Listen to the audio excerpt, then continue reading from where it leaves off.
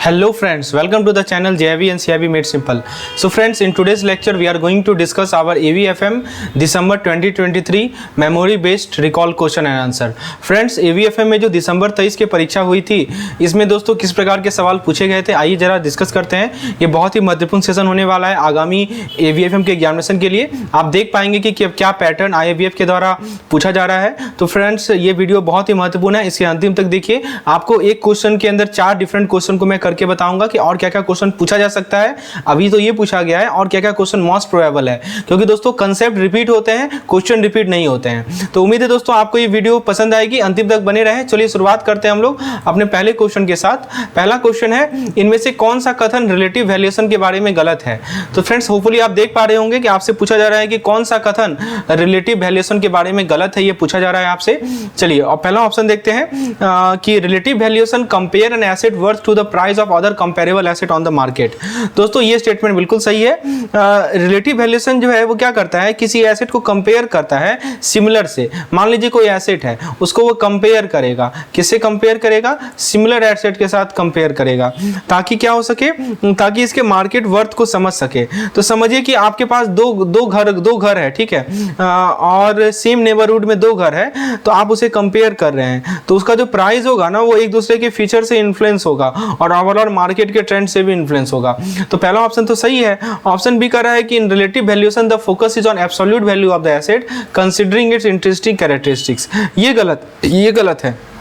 देखिए, relative valuation जो है डायरेक्टली फोकस नहीं करता है एसेट के एब्सोल्यूट वैल्यू में, जैसे कि इसके मैन्युफैक्चरिंग कॉस्ट में इसके। अब देखिए एब्सोल्यूट वैल्यू का मतलब क्या हुआ किसी एसेट का, जैसे किसी एसेट का मान लीजिए कि हम बात करें हिस्टोरिकल परफॉर्मेंस, ठीक है, या हम बात करें किसी एसेट का मैन्युफैक्चरिंग कॉस्ट, तो ये सब इसका एब्सोल्यूट वैल्यू कहलाएगा, ठीक है। तो बेसिकली रिलेटिव वैल्यूएशन जो होता है ना, वो डायरेक्टली फोकस नहीं करता है एसेट के एब्सोल्यूट वैल्यू में, ठीक है, लेकिन ये क्या यूज करता है, सिमिलर एसेट के प्राइस को यूज करता है बेंचमार्क के रूप में, ताकि इसके रिलेटिव वर्थ को हम मेजर कर सकें। तो ऑप्शन बी गलत है यहाँ पे, वही हमारा सही आंसर है। आगे भी देख लेते हैं। बताया जा रहा है कि Dan early, a behavioural economist, highlighted in his book that human often assess value based on relative advantage of one thing over the other. ये सही स्टेटमेंट है। अब जैसे देखिए, ये जो बिहेवियरल इकोनॉमिस्ट हैं एयरले, ये ऑब्जर्व करते हैं कि कैसे ह्यूमन परसीव करते हैं वैल्यू को कंपैरिजन के माध्यम से।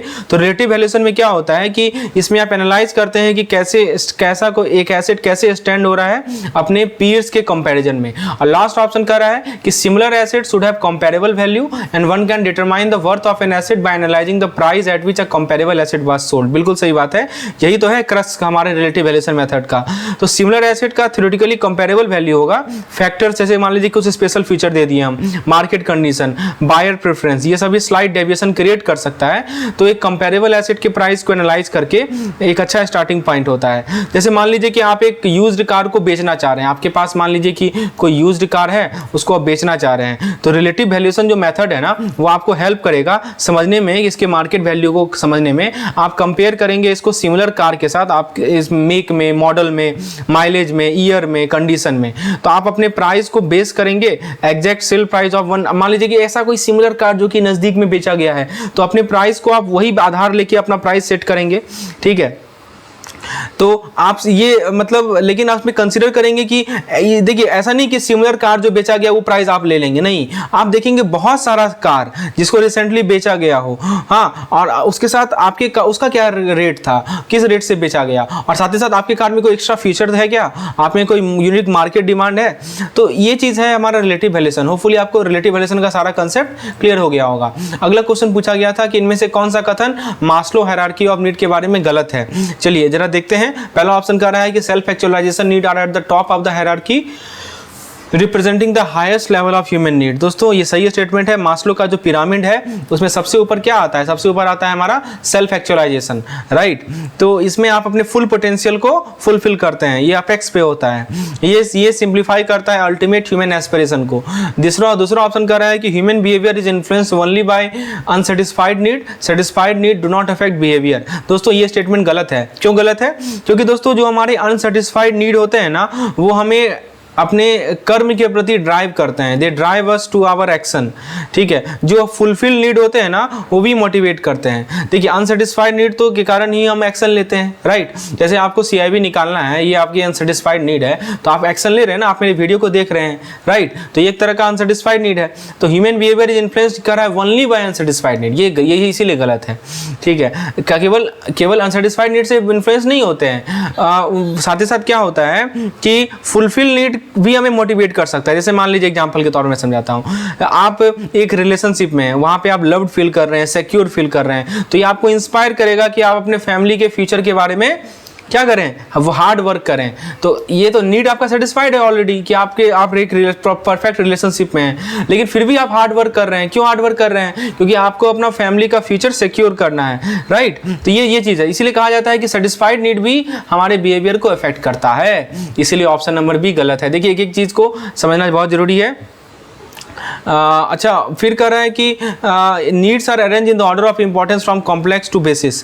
तो दोस्तों ये हमारा ये भी गलत स्टेटमेंट है कि जो मास्लो हायरार्की का की पॉइंट है कि बेसिक नीड जैसे फूड हो गया, शेल्टर हो गया, ये सबसे पहले आता है। उसके बाद जो है हमारा love, social esteem, self actualisation होगा, ठीक है। तो आप बेसिकली पहले कॉम्प्लेक्स नहीं होता है, पहले बेसिक नीड होता है, फिर उल्टा लिख दिया यहाँ पे, फ्रॉम बेसिक टू कॉम्प्लेक्स होना चाहिए। तो ये सबसे ज़्यादा गलती तो ऑप्शन नंबर सी में है। और डी में कह रहा है कि the person move to the next level of need only after the lower level of need is at least minimally satisfied. ये गलत, ये सही है दोस्तों। मास्लो बिलीव करते थे कि हम हायर लेवल नीड तभी स्ट्राइव करेंगे जब हमारा बेसिक नीड सेटिस्फाइड हो। तो दोस्तों एक बार मैं आपको मास्लो हायरार्की लॉ समझा देता हूं, क्योंकि हो सकता है इससे सवाल पूछा जाए। मान लीजिए कि कोई स्ट्रगलिंग आर्टिस्ट है, ठीक है, suppose there is an artist, वो स्टार्व कर रहा है, ठीक है, वो स्ट्रीट पे, सड़क पे स्टार्व कर रहा है, भूखा है। तो मास्लो थ्योरी सजेस्ट करता है कि उसका प्राइमरी फोकस होगा कि वो फूड देखे और शेल्टर देखे, ठीक है। इसे कौन सा नीड कहा जाता है दोस्तों? इसे फिजियोलॉजिकल नीड कहा जाता है, ठीक है। This is called physiological needs. तो जब उसका ये बेसिक नीड मीट हो जाएगा ना, तब वो सेफ्टी को प्रायोरिटाइज करेगा और सेफ्टी के साथ सिक्योरिटी को प्रायोरिटाइज करेगा, जो कि इसका कौन सा नीड होगा? सेफ्टी नीड के अंदर आएगा। जब इसका सेफ्टी नीड्स फुलफिल हो जाएगा, तब वो अपने पैशन पे आएगा, जो कि सेल्फ एक्चुअलाइजेशन होता है। और भी 2 पॉइंट होते हैं बीच में, उसको मैं स्किप कर दिया।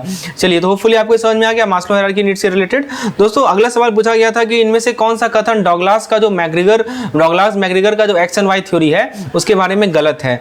चलिए, सबसे पहले ऑप्शन ए कहते हैं कि theory X assume that the average human being is inherently lazy and prefer to avoid work. दोस्तों ये सही स्टेटमेंट है। थ्योरी एक्स यही कहता है कि एम्प्लॉय जो है वर्क को डिसलाइक करते हैं, एम्बिशन नहीं होता है उनके पास, ठीक है, और उनको कांस्टेंट सुपरविजन की रिक्वायरमेंट होती है, रिवार्ड पनिशमेंट चाहिए मोटिवेशन के लिए।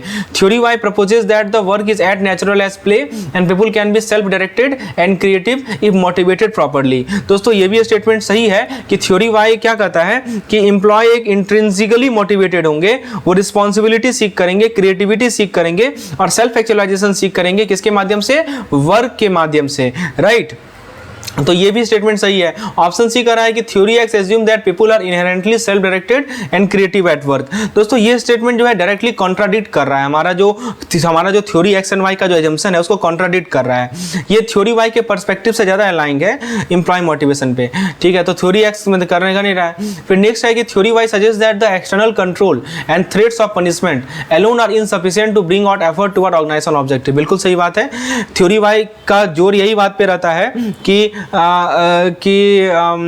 कि लोग जो है इंट्रिंसिकली मोटिवेट रहे ओवर एक्सट्रिंसिक कंट्रोल, ठीक है। जैसे मान लीजिए एग्जांपल लेके मैं समझाता हूं, तो ऑप्शन नंबर सी यहां पे गलत है। मैं एग्जांपल लेता हूं। जैसे मान लीजिए कि 2 फैक्ट्रीज हैं जिसका अलग अलग मैनेजमेंट स्टाइल है। एक है, देखिए दोस्तों इस पे केस स्टडी भी आ सकता है, इसलिए मैं अच्छे समझा रहा हूं। एक है फैक्ट्री नंबर ए, यहाँ पे थ्योरी एक्स अप्लाई होता है। तो ये क्या करेगा, इसमें स्ट्रिक्ट रूल रहेगा, एकदम स्ट्रिक्ट रूल रहेगा, ठीक है, और क्लोज सुपरविजन होगा, बोनसेस होगा। मान लीजिए एक्स्ट्रा कोटा रहा तो उसके लिए क्या मिलेगा, इसे बोनस मिलेगा, ठीक है। तो वर्कर जो है प्रोडक्टिव होंगे क्योंकि उन्हें एक्सटर्नल प्रेशर मिल रहा है, लेकिन इनका जो क्रिएटिविटी है, इनका जो एंगेजमेंट है वो क्या होगा, लिमिटेड होगा। दूसरा फैक्ट्री, मान लीजिए फैक्ट्री नंबर बी है, यहाँ पे थ्योरी वाई चल रहा है। तो थ्योरी वाई के कारण क्या होगा, ऑटोनॉमी आएगा, टीम वर्क होगा, अपॉर्चुनिटी होगा एम्प्लॉय के इनपुट लेने का। तो वर्कर जो है इंगेज रहेंगे, इनोवेटिव रहेंगे, जिससे प्रोडक्टिविटी बढ़ेगा, ओवरऑल कंपनी का भी सक्सेस बढ़ेगा। तो दोस्तों ये जो कॉन्ट्रास्टिंग एजम्पशन है ना एक्स और वाई का, इसके थ्रू टू मैनेजर जो है अपने लीडरशिप स्टाइल को अडेप्ट कर सकते हैं ताकि एक मोटिवेटेड और प्रोडक्टिव वर्क इन्वायरमेंट को क्रिएट कर सकें। तो होपफुली आपको थ्योरी एक्स और थ्योरी वाई क्लियर हो गया होगा, very important examination point of view. अगला क्वेश्चन आपके सामने कि इनमें से कौन सा कथन जो है मेक इन इंडिया प्लान के रिगार्डिंग जो है खासकर टेक्नोलॉजिकल डेवलपमेंट के लिए जो प्लान है मेक इन इंडिया वो गलत है। चलिए अब पहले कथन को देखते हैं, स्टेटमेंट को देखते हैं। पहला कह रहा है कि the fund aim to make India more self sufficient in defence technology. दोस्तों ये बिल्कुल सही है, एक प्राइमरी गोल है इस फंड का कि हमारा जो फॉरेन इंपोर्ट पे जो डिपेंडेंसी है, हमारा जो हम जो ज़्यादा से ज़्यादा डिपेंडेंट है राइट अपने फॉरेन इंपोर्ट पे उसको कम कर सकें। ठीक है, तो इमेजिन कीजिए कि डिज़ाइन कर रहे हैं और एडवांस ड्रोन को बिल्ड कर रहे हैं भारत के अंदर। ठीक है, आप फॉरेन मैन्युफैक्चरर पे रिलाई नहीं कर रहे हैं, तो ये सही है। ऑप्शन भी कर रहा है कि this programme is carried out by DRDO on the behalf of ministry of defence. तो DRDO होता है हमारा defence research and development organisation. ये एक इंप्लीमेंटिंग एजेंसीज है इस फंड के लिए जो कि प्रपोजल इवेल्युएट करेगा और प्रोजेक्ट की एग्जीक्यूशन को मैनेज करेगा under the ministry of defence guidelines. तो ये भी सही स्टेटमेंट है। ऑप्शन सी कर रहा है कि the purpose is to discourage the participation of public and private industry particularly MSME। आपको क्या लग रहा है, ये तो साफ गलत है ना। देखिए ये स्कीम इनकरेज करता है कि हमें पब्लिक और प्राइवेट सेक्टर से भी हमें क्या मिले, पार्टिसिपेशन मिले। ठीक है, खासकर MSME सेक्शन से, ताकि उनके एक्सपर्टाइज को हम लिवरेज कर सकें और उनके एंटरप्रेन्योरल स्पिरिट को लिवरेज कर सकें। तो समझिए कि यहाँ पे दरवाजा खुल गया है इनोवेटिव स्टार्टअप के लिए कि और एस्टेब्लिश कंपनी के लिए कि वो कंट्रीब्यूट कर सके इंडिया के डिफेंस टेक्नोलॉजी डेवलपमेंट में। And last option is funding is considered for project with cost up to ₹10 crore with grants awarded to assist in meeting financial obligation. दोस्तों ये जो स्टेटमेंट है ये भी सही है। ये फंड प्राइमरीली टारगेट करता है वैसा प्रोजेक्ट जिसका बजट जो है 10 करोड़ के अंदर है और ग्रांट प्रोवाइड करता है ताकि रिसर्च डेवलपमेंट और प्रोटोटाइपिंग एक्टिविटीज को सपोर्ट कर सकें। तो obviously option number D is also correct. तो दोस्तों यहाँ पे गलत कौन सा है, तो option number C is incorrect. ठीक है, तो MSME को यहाँ पे कोई बेसिकली MSME को यहाँ पे डिमोटिवेट नहीं किया जाता। बेसिकली इस प्रोग्राम का पर्पस ये है कि हम मोटिवेट करें। Friends, if you want such type of lectures for the upcoming AVFM examination then you can opt for our paid plan. Description में जाइए, वहां पे हमारा ऐप का लिंक मिलेगा। You will get 40% discount on our all AVFM courses and in all the courses all the MCQs all the theory portion have been explained in the very lucid manner taking example so that your concept become crystal clear. Okay, so we have made an effort to make your concept clear. हमारे पास दोस्तों videos है, PDF है, mock test है, quick revision sessions है which are more than enough for succeeding in upcoming AVFM examination. So you just go to the description section, click on the link आपको मिलेगा हमारे JIB and CIB Made Simple app का। उस पे जाके install करके आप हमारे AVFM कोर्स में इनरोल हो सकते हैं अपने प्रिपरेशन को बेहतरीन बनाने के लिए। If you want more detail on all these facts, now let's continue our discussion in the next question. देखिए दोस्तों, ये जो हमारा नया क्वेश्चन पैटर्न आया था नो ऑप्शन वाला, उसमें एक सवाल पूछा गया था।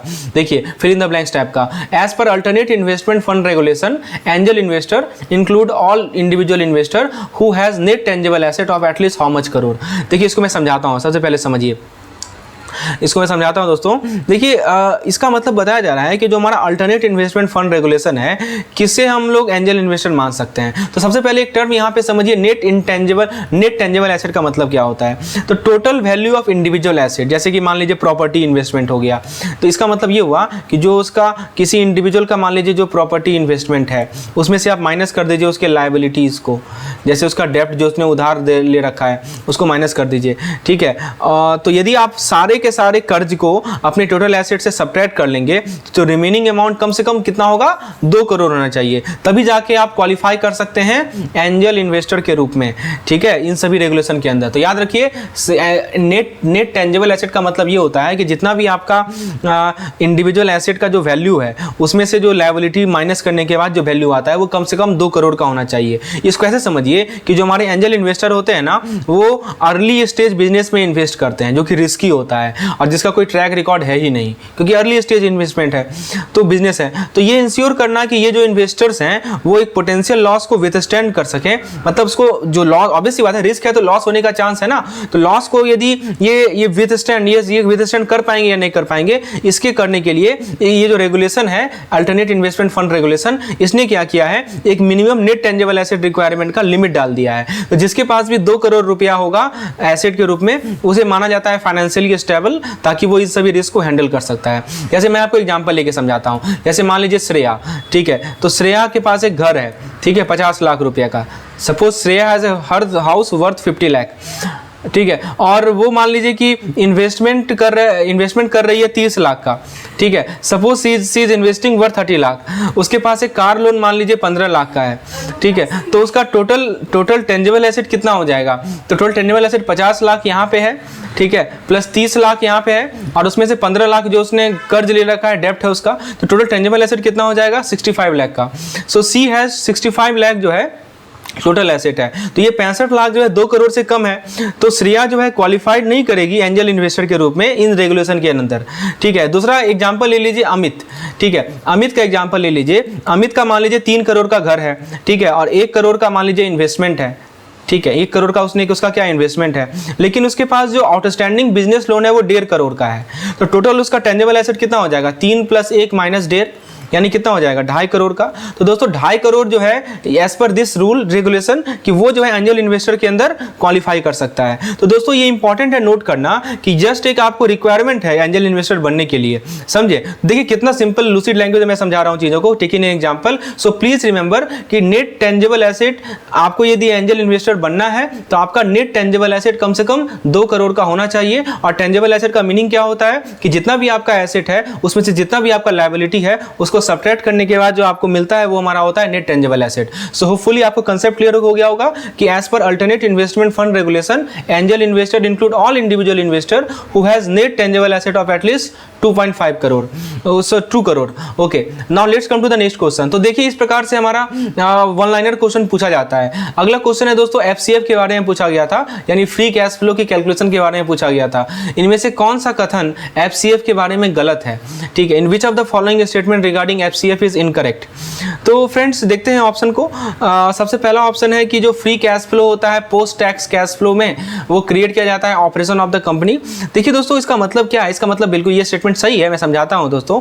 एफसीएफ का मतलब क्या होता है कि जो कैश एक कंपनी जनरेट कर रही है अपने, देखिए कंपनी का अपना ऑपरेटिंग एक्सपेंस होगा, मैं यहां समझा रहा हूं, कंपनी का अपना ऑपरेटिंग एक्सपेंस होगा, राइट, कंपनी का अपना ऑपरेटिंग टैक्सेस होंगे, ऑपरेटिंग एक्सपेंस और टैक्सेस होंगे। तो जो भी खर्चा है, जो भी टैक्सेस है कंपनी का, उसको अकाउंट करने के बाद जितना कैश कंपनी जनरेट कर पा रही है उसे ही हम लोग कहते हैं फ्री कैश फ्लो। पहला पॉइंट समझ में आया।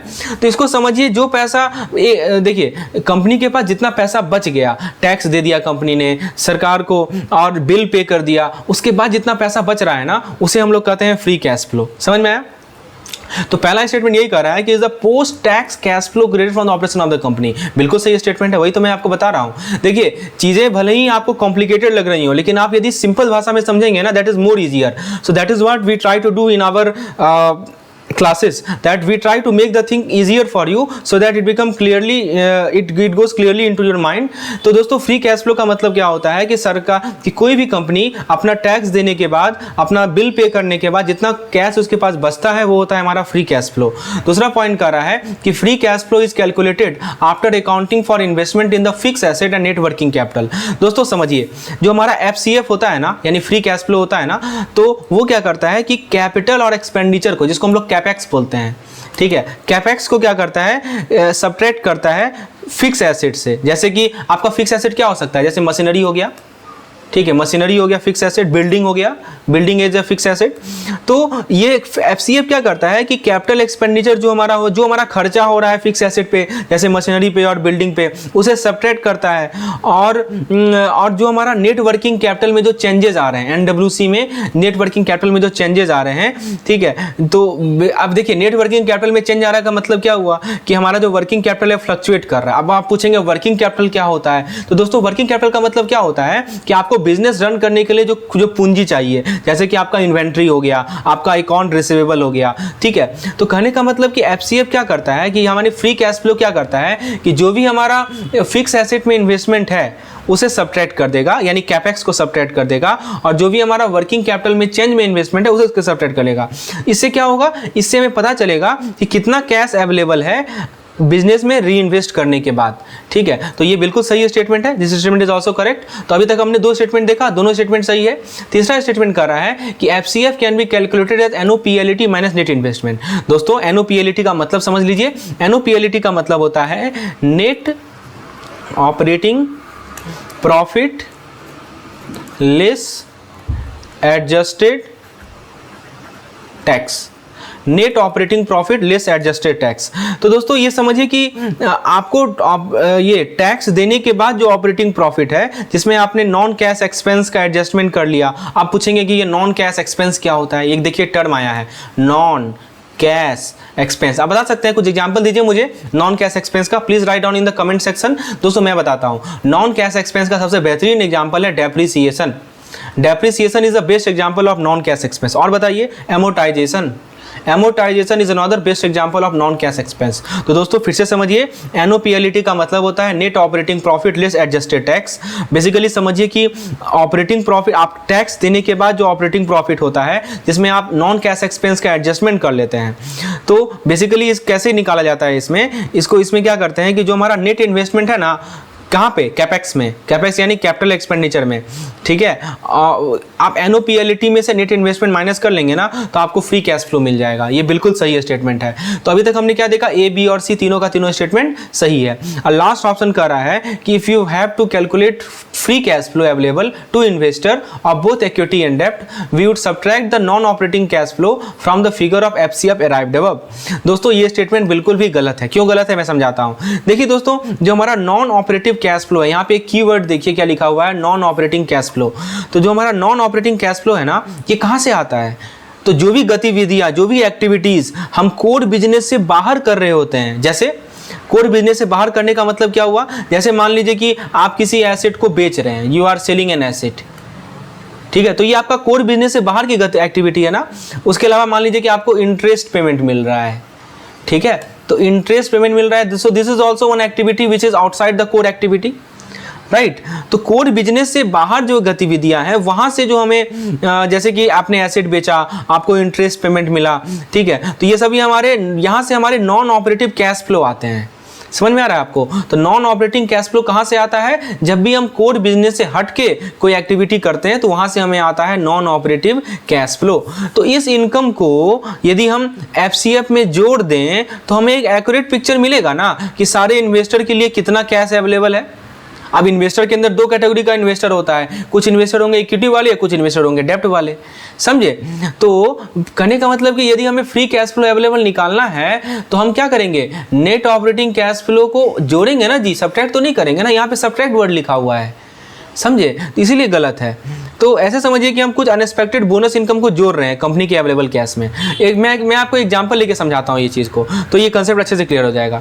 जैसे मान लीजिए कोई कंपनी है, ठीक है, वो 100 करोड़ रुपया एनओपीएलईटी में 100 करोड़ रुपया एनओपीएलईटी में जनरेट कर रही है, और वो क्या करती है 50 करोड़ रुपया जो है वो फिक्स एसेट में और वर्किंग कैपिटल में इन्वेस्ट कर देती है, यानी कैपेक्स जिसको बोलते हैं हम लोग। तो कैपेक्स में वो 50 करोड़ इन्वेस्ट कर रही है। तो दोस्तों इसका एफसीएफ कितना हो जाएगा जी, इसका एफसीएफ कितना हो जाएगा बताइए। तो एनओपीएलईटी में से आपका जो ये इन्वेस्टमेंट है उसको माइनस कर देंगे तो कितना हो जाएगा, 50 करोड़ नहीं हो जाएगा। तो ये 50 करोड़ क्या हो गया, इसका फ्री कैश फ्लो हो गया। लेकिन मान लीजिए कि ये नॉन कोर एसेट भी बेचती है, ठीक है, तो नॉन कोर एसेट को बेचने के बाद इसे मान लीजिए 20 करोड़ रुपया मिल रहा है, ठीक है। तो आप बताइए अब इसका फ्री कैश फ्लो क्या हो जाएगा इन्वेस्टर के लिए। तो अब एक नया फ्री कैश फ्लो नहीं बनेगा, 50 करोड़ तो पहले से है और 20 करोड़ इसको एक्स्ट्रा इनकम हो रहा है, तो 70 करोड़ हो जाएगा। तो यही पॉइंट बताया जा रहा है। देखिए एग्जांपल लेके चीज़ें क्लियर हो जाती हैं। तो ये जो चीज़ लंबा लंबा इतना टफ दिख रहा था, अब देखिए कितना आसान हो गया। मैं फिर से रिपीट कर देता हूं दोस्तों, please try to understand the crux of this particular question. जब भी आपको फ्री कैश फ्लो दिया जाए, इसका मतलब क्या समझेंगे आप कि जो भी आपका कंपनी के ऑपरेशन से, ठीक है, कंपनी के ऑपरेशन से जितना भी नेट ऑपरेटिंग प्रॉफिट हुआ, आपने सरकार को बिल पे कर दिया, सरकार का टैक्स आपने सारा बिल पे कर दिया, आपने सारा टैक्स पे कर दिया, कंपनी की बात कर रहे हैं हम। उसके बाद जो आपको पैसा बचता है वो आपका फ्री कैश फ्लो होता है। इसको निकालना है तो एनओपीएलईटी में से जो हमारा कैपेक्स वाला खर्चा है, इन्वेस्टमेंट है, उसको माइनस कर दीजिए। दूसरा तरीका है निकालने का, एफसीएफ में जो भी आपने निकाल लिया उसमें हमें क्या करना है कि जो नॉन कोर एसेट से हमें पैसा बन रहा है उसको भी जोड़ देना है। तो हमारा क्या मिल जाएगा, एफसीएफ मिल जाएगा, यानी फ्री कैश फ्लो मिल जाएगा। तो फुली फ्री कैश फ्लो से कोई सवाल आएगा तो आपका छूटेगा नहीं। चलिए आगे बढ़ते हैं। अगला सवाल है कि पूछा जा रहा है कि इनमें से कौन सा जो कथन है regarding government engagement with the bodies in the context of non conventional energy is incorrect. देखिए दोस्तों सवाल ये पूछा जा रहा है कि जी सरकार इंगेज होती है, ठीक है, किसके साथ, जो हमारे नॉन कन्वेंशनल एनर्जी में जो बॉडीज इन्वॉल्व होते हैं, तो उस इंगेजमेंट से रिलेटेड कौन सा कथन गलत है ये पूछा जा रहा है। चलिए देखते हैं ऑप्शन को। पहला ऑप्शन कह रहा है कि government can possibly engage with this body to better assess their financial and operational needs. तो दोस्तों बिल्कुल सही बात है, जब सरकार रिन्यूएबल एनर्जी कंपनी के साथ कोलैबोरेट करेगी तो सरकार को एक वैल्यूएबल इंसाइट मिलेगा, क्या क्या चैलेंजेस हैं, क्या क्या रिक्वायरमेंट है, जिसके थ्रू सरकार क्या कर सकती है, एक इन्फॉर्म पॉलिसी डिसीजन ले सकती है। तो इसको ऐसे समझिए आप कि सरकार क्या कर रही है कि एक डायरेक्ट कन्वर्सेशन कर रही है एनर्जी प्रोवाइडर के साथ, ताकि उनकी जरूरत को समझ सके। ठीक है, पहला पॉइंट। दूसरा पॉइंट कर रहा है कि, दूसरा ऑप्शन कर रहा है कि it may undertake policies that make production and distribution of non conventional energy profitable specially for smaller firm.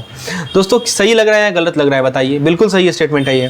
देखिए एक तरीका है जैसे गवर्नमेंट इंकरेज कर सकती है नॉन कन्वेंशनल एनर्जी को, वो क्या है कि ये बिजनेस के लिए फाइनेंशियली अट्रैक्टिव बना दे, खासकर स्मॉल छोटे छोटे बिजनेस के लिए जो कि रिसोर्सेज के कंस्टेंट फेस करते हैं, जिनके पास रिसोर्सेज की कमी है।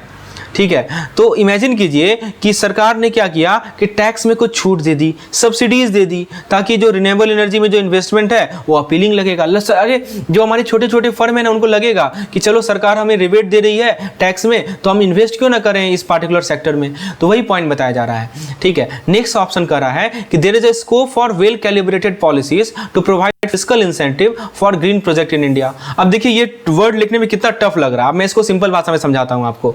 देखिए दोस्तों ये भी स्टेटमेंट सही है। क्यों सही है? कि यदि हमारे पास एक वेल डिजाइन पॉलिसी होगा, जैसे कि मान लीजिए ग्रांट हो गया या टैक्स रिबेट हो गया, ये एक तरह का कैटलिस्ट की तरह काम करेगा ग्रीन एनर्जी प्रोजेक्ट के लिए।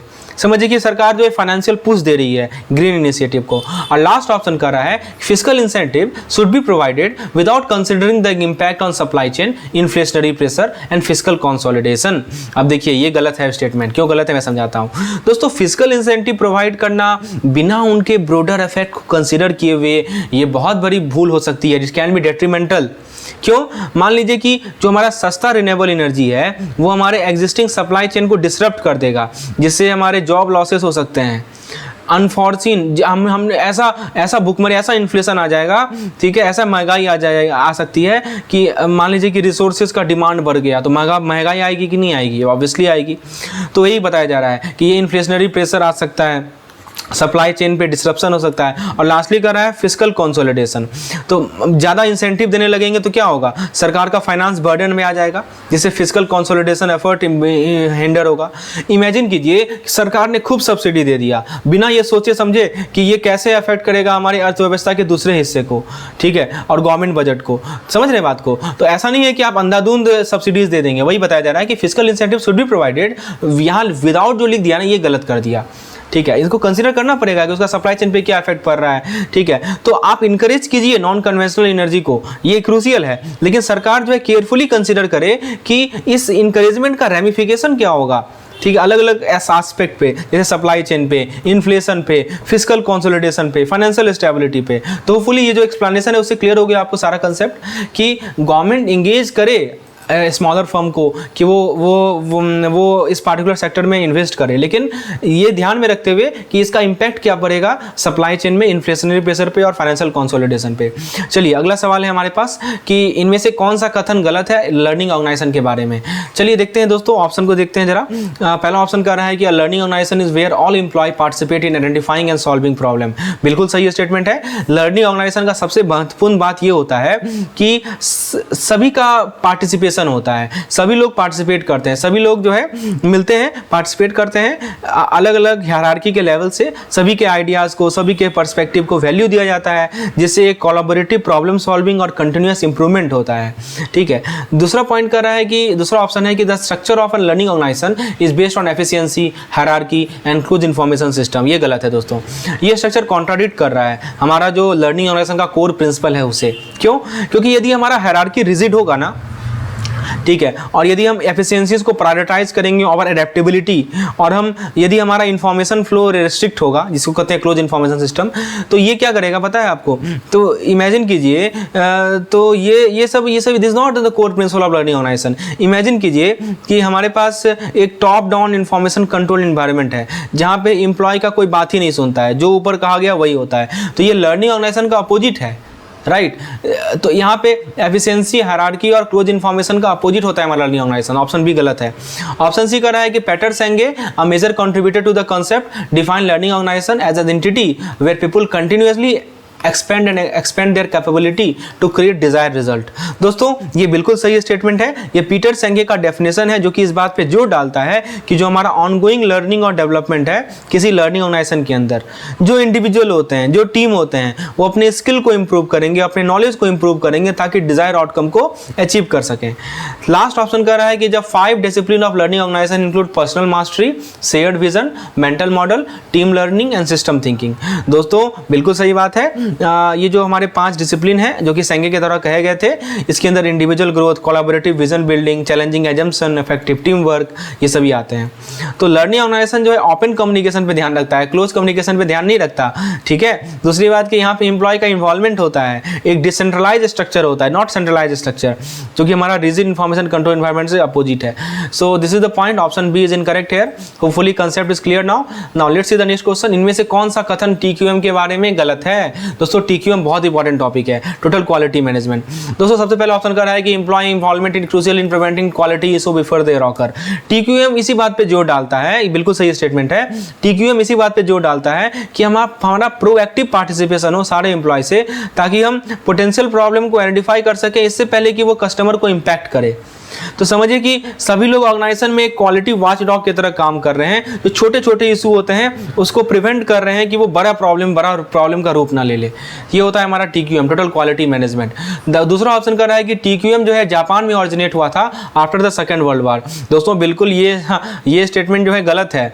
देखिए जापान ने सिग्निफिकेंट रोल प्ले किया था TQM को डेवलप करने में, लेकिन ये कंसेप्ट पता है कहाँ से आया था? USA से आया था। और इसमें आपको नाम बता दूं, W. एडवर्ड डेमिंग, याद रख लीजिए, W. एडवर्ड डेमिंग, ठीक है, एक अमेरिकन स्टैटिस्टिशियन थे। इनको माना जाता है फाउंडिंग फादर ऑफ TQM। दोस्तों एक क्वेश्चन आप पूछा जा सकता है, who is known as father of TQM? याद रखिए आंसर है एडवर्ड डेमिंग। ठीक है, तो इनका वर्क इंस्पायरिंग था और इसके कारण ही इसको जापान में और ग्लोबली इन्फ्लुएंस। तो ऑप्शन बी गलत है। ठीक है, ऑप्शन सी कह रहा है कि customer focus is an essential element requiring organisation to understand and meet customer requirement. दोस्तों बिल्कुल सही है। TQM कस्टमर सेटिस्फैक्शन को अपने फिलॉसफी के हर्ट पे रखता है, राइट। ऑर्गेनाइजेशन स्ट्राइव करती है कि अपने कस्टमर के नीड को, कस्टमर के एक्सपेक्टेशन को समझे, उनके प्रोडक्ट और सर्विस को अकॉर्डिंगली टेलर करे, समझे। तो ये पॉइंट है। और लास्ट है कि Deming, Juran and Crosby were major contributed to TQM with Deming emphasising the importance of the quality of people and planning in management. दोस्तों बिल्कुल सही स्टेटमेंट है। ये 3 पायनियर माना जाते हैं, डेमिंग, जुरान और क्रॉसबाय, राइट। तो ये जो हमारा TQM का प्रिंसिपल है, इंप्लीमेंटेशन है, इन सभी को शेयर किए। डेमिंग का फोकस किसी पे था दोस्तों बताइए? इनका फोकस था एम्प्लॉय एम्पावरमेंट, ठीक है। जुरान का फोकस किस पे था? कि क्वालिटी प्लानिंग और कॉस्ट रिडक्शन। और क्रॉसबाय का फोकस था जीरो डिफेक्ट अप्रोच। तो याद रखिए कि जापान ने हेवली इन्फ्लुएंस किया TQM के ग्लोबल रीच को, लेकिन ये कंसेप्ट आया था USA से, ठीक है। चलिए, एम्प्लॉय के इन्वॉल्वमेंट को प्रायोरिटाइज करना, कस्टमर के फोकस को प्रायोरिटाइज करना, ठीक है, और कंट्रीब्यूशन फ्रॉम की फिगर लाइक डेमिंग, ये सभी TQM हेल्प अचीव का एम किया कि ऑनगोइंग ऑर्गेनाइजेशन इंप्रूवमेंट अचीव कर सके। चलिए आगे देखते हैं दोस्तों। सवाल है कि कितने स्टेक होल्डर टिपिकली इन्वॉल्व होते हैं हमारे एक SPAC में, यानी स्पेशल पर्पज एक्विजिशन कंपनी में कितने स्टेक होल्डर इन्वॉल्व होते हैं? चलिए ऑप्शन है 1, 2, 3, 4। सही जवाब है दोस्तों इसका 3 होते हैं। कौन कौन होते हैं? Target, investor, sponsor. तो इसके बारे में जान लीजिए, मैं बता देता हूं। टारगेट एक प्राइवेट कंपनी होती है जिसमें जो कि SPAC इंटेंड करती है एक्वायर करने को और पब्लिक में ले जाने को through reverse merger process. Imagine कीजिए कि एक प्राइवेटली हेल्ड टेक स्टार्टअप है जो कि पब्लिक मार्केट इंटर करना चाह रही है। इन्वेस्टर कौन होते हैं? ये इंडिविजुअल होते हैं, इंस्टीट्यूशन होते हैं जो कि फंडिंग प्रोवाइड करते हैं, किसे? SPAC को फंडिंग प्रोवाइड करते हैं, ठीक है। और ये जो है इस बात पे बेट लगाते हैं कि SPAC के पास क्षमता है कि वो मर्ज हो सके प्रॉमिसिंग टारगेट कंपनी के साथ। समझिए कि एक इन्वेस्टर के ग्रुप है, ठीक है, जो कि अपने पैसे को पुल कर रहे हैं एक साथ ताकि SPAC के सर्च को बैक कर सके। और लास्ट है हमारे स्पॉन्सर एक मैनेजमेंट टीम होता है SPAC के पीछे, जिनका रिस्पॉन्सिबिलिटी होती है कि वो मर्जर को नेगोशिएट करे, आइडेंटिफाई करे टारगेट कंपनी के साथ। तो फ्रेंड्स 3 आपको समझ में आ गए। और भी इसके साथ बहुत सारे क्वेश्चन हैं। If you want me to explain all the question please write down in the comment section. Yes yes, I want part 2 also. I will bring part 2 also of this particular video. Hopefully the explanation are up to the mark that we have discussed just now. ये भी explanation मैंने आपको बताया. So we have almost 100 question available of AVFM. यदि आप इस तरह के क्वेश्चन और चाहते हैं तो हमारे कोर्स में आप इनरोल हो सकते हैं. कोर्स का जो आपका डिटेल है वो आपको डिस्क्रिप्शन सेक्शन में मिल जाएगा इस यूट्यूब वीडियो का. तो वहाँ जाएं, ऐप को इंस्टॉल कर लें और इस कोर्स में आप इनरोल हो सकते हैं जो कि हमारा AVFM से रिलेटेड है. धन्यवाद.